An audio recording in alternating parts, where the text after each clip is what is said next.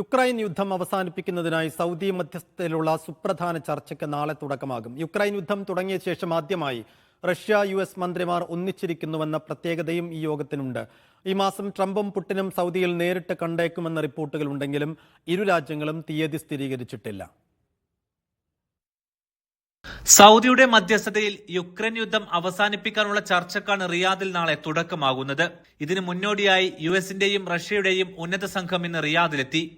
US president Donald ട്രംപിനെ പ്രതിനിധീകരിച്ച് state secretary Marco Rubio, ദേശീയ സുരക്ഷാ ഉപദേഷ്ടാവ് മൈക്ക് വാൾസ്, പശ്ചിമേഷ്യൻ ദൂതൻ സ്റ്റീവ് വിറ്റ്കോഫ് എന്നിവരാണ് സംഘത്തിലുള്ളത്. റഷ്യൻ പ്രസിഡന്റ് വ്ളാഡിമിർ പുടിനെ പ്രതിനിധീകരിച്ച് വിദേശകാര്യമന്ത്രി സെർജി ലാവ്റോവ്, വിദേശകാര്യ നയ ഉപദേഷ്ടാവ് യൂറി ഉഷ്കോവ് എന്നിവരും സംഘത്തിലുണ്ട്. ചർച്ച ചെയ്യാൻ പോകുന്ന പ്രധാനപ്പെട്ട വിഷയങ്ങൾ ഇവയാണ്: 1. കുഴഞ്ഞുമറിഞ്ഞ റഷ്യ-US ബന്ധം മെച്ചപ്പെടുത്തുക. 2. ഊർജം, പശ്ചിമേഷ്യ വിഷയങ്ങളിൽ ചർച്ചകൾ നടത്തുക. 3.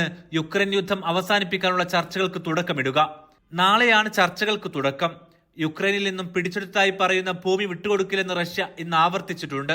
ഇതോടൊപ്പം ഏകപക്ഷീയമായി യുക്രൈൻ യുദ്ധം അവസാനിപ്പിക്കാനുള്ള ട്രംപിന്റെ നീക്കത്തിനെതിരെ യൂറോപ്പിലും വിമർശനമുണ്ട്. സൗദിയിലെ ചർച്ചയിൽ യുക്രൈനെ നിലവിൽ ക്ഷണിച്ചിട്ടുമില്ല. ഈ ചർച്ചയിൽ പെട്ടെന്ന് ഏതെങ്കിലും തരത്തിലുള്ള കരാറുണ്ടാകുമെന്ന് കരുതുന്നില്ലെന്നാണ് യുക്രൈന്റെ പ്രതികരണം. എങ്കിലും റഷ്യയും US-ഉം ആദ്യമായി സമാധാന ലക്ഷ്യത്തോടെ ഒന്നിച്ചിരിക്കുന്നുവെന്ന പ്രത്യേകത ഈ യോഗങ്ങൾക്കുണ്ട്. ഈ മാസം ട്രംപും പുടിനും സൗദിയിൽ നേരിട്ട് കണ്ടേക്കുമെന്ന റിപ്പോർട്ടുകൾ ഉണ്ടെങ്കിലും ഇരു രാജ്യങ്ങളും തീയതി സ്ഥിരീകരിച്ചിട്ടില്ല. ഉടൻ ഉണ്ടാകുമെന്നാണ് ഇന്ന് ട്രംപിന്റെ പ്രതികരണം. ഗസയും യോഗത്തിൽ സ്വാഭാവികമായും ചർച്ചയാകും. Aftab Rahman, media 1, Riyadh.